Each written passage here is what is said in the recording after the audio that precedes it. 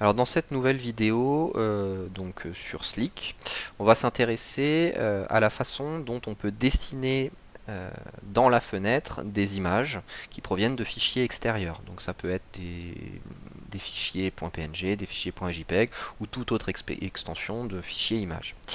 Euh, Ça se passe.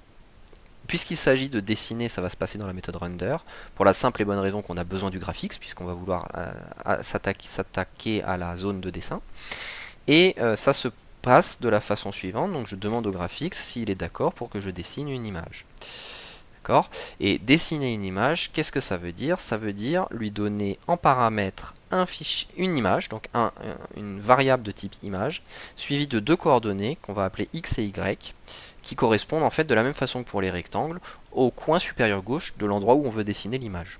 Par exemple, si je veux dessiner mon image en 200-200, eh bien je vais écrire 200-200 ici, tout simplement. Bon, il nous reste à donner un contenu pour ce paramètre image qui en fait n'est rien d'autre qu'une propriété que vous allez devoir déclarer ici, dont le type est image. Donc image avec un i majuscule. D'accord? Et ça, c'est une classe Slick qu'il faut donc faire un import. Faites bien attention de prendre celui qui vient de Slick. Voilà.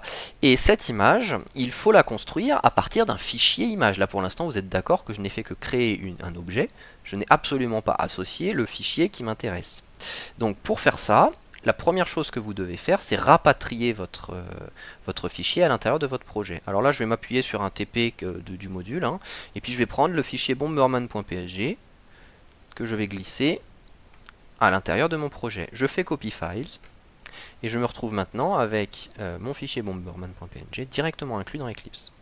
La plupart du temps, alors là je ne l'ai pas fait, mais la plupart du temps, ce qu'on aime bien faire, c'est créer un package dédié, qu'on va appeler image ou img ou comme on a envie, dans lequel on va stocker tous nos fichiers qui ne sont pas des fichiers sources, que ce soit des fichiers son, des fichiers images ou autres. Voilà.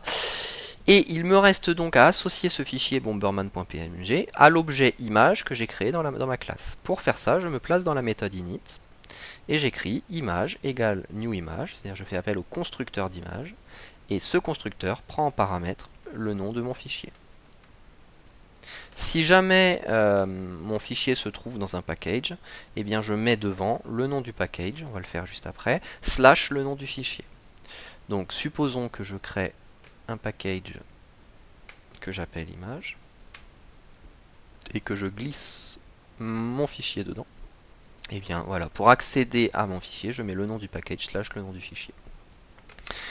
Donc voilà, je récapitule, je crée un objet de type image, je le construis à l'intérieur de la méthode init en lui donnant en paramètre le lien vers le fichier, et enfin je l'utilise dans render grâce à la méthode drawImage en précisant à chaque fois les coordonnées du coin supérieur gauche, de là où je veux le dessiner.